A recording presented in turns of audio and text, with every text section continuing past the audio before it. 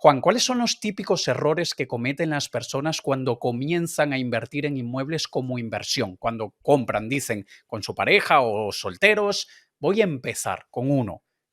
¿Cuáles son esos errores que deberíamos evitar al inicio? Bueno, son muchos porque a veces, mira, por ejemplo, yo vivo en Málaga y en Málaga he escuchado decir que no hay viviendas por menos de 180, 200.000 euros. Y no es verdad. Y tú te coges softwares de valoración, anuncios de Idealista, comentarios de la gente, más o menos experta, y al final te das cuenta que el estar en la calle o el estar con gente que está continuamente en la calle te da una información que no te dan ahí fuera. Mm, Entonces, hay muchos errores. Uno de ellos es el hecho de no calcular diferentes escenarios. Mucha gente se cree que comprar, ha habido gente que se ha arruinado. Cuando digo arruinado es que ha perdido dinero. La clásica situación de compro, reformo y vendo a veces no ha salido bien. ¿Por qué? Porque tú has estudiado ese escenario en base a tus números y no has comprado bien o no has vendido antes de comprar, que es una de las cosas que yo intento enseñar a la gente. Antes de comprar, véndelo. Y si no lo vendes porque falla cualquier cosa, ten otros escenarios preparados, como el alquiler, o si alguien se te queda dentro. Nosotros tenemos un departamento que se dedica a vender inmuebles con morosos. Y hay mm. un mercado ahí fuera, tienes que entrar en él, de gente que compra barato con inquilinos que no pagan. Mejor que tener que liarte un año o 2 años de juzgado para echar a ese inquilino moroso. Es decir, que está el mundo aficionado donde te puede pasar cualquier cosa pensando que tú estás haciendo una buena compra porque el del banco te ha dicho o el de la agencia te ha dicho, y al final de repente te encuentras con un inmueble que arriba tienes ocupas, tú no puedes vender, tú no puedes alquilar y tienes un problema. Por lo Mm. tanto, una de las principales ideas es tienes que estudiar todos los escenarios y tienes que conocer gente que te ayude a salir de esos problemas que quizás puedan llegar. Pero uno de ellos es ese, que no sabes realmente el precio real de venta, te crees que el precio de Idealista o de los medios es el precio de verdad y no es cierto. Generalmente es bastante más bajo, pero tienes que conocer ese precio real.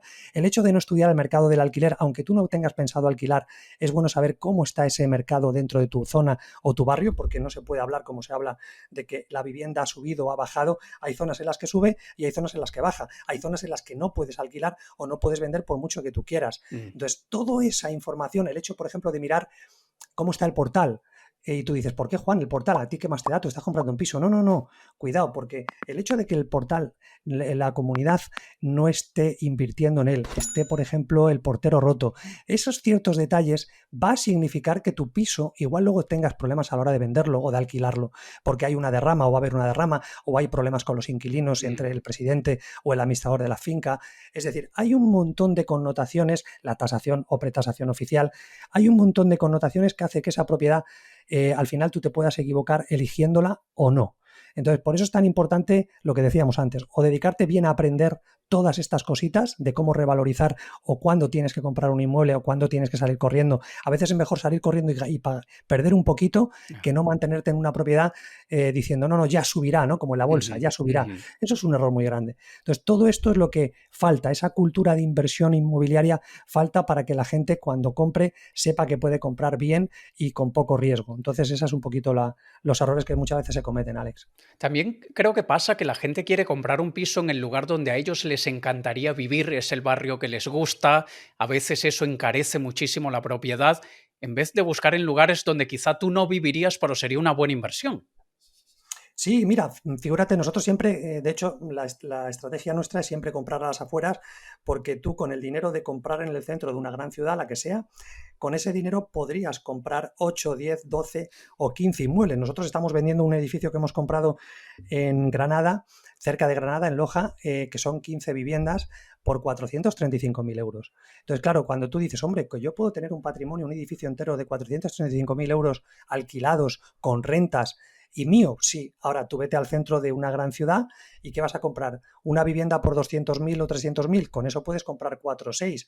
Tienes todo más diversificado que tener todo en una única vivienda, que como tengas cualquier tipo de problema, como digo yo siempre, ¿cuánto tardas en ganarle 15.000 o 20.000 euros a una vivienda o un 8%, un 5% a una vivienda de 200.000? Y sin embargo una vivienda de 20, 30.000, que es los precios, o 40.000, que son los precios que compramos aquí en Andalucía, es muy fácil a eso ganarle un 20, un 30%. ¿Por qué? Porque hay mucho más recorrido en una vivienda de 30.000 que en una vivienda de 300.000.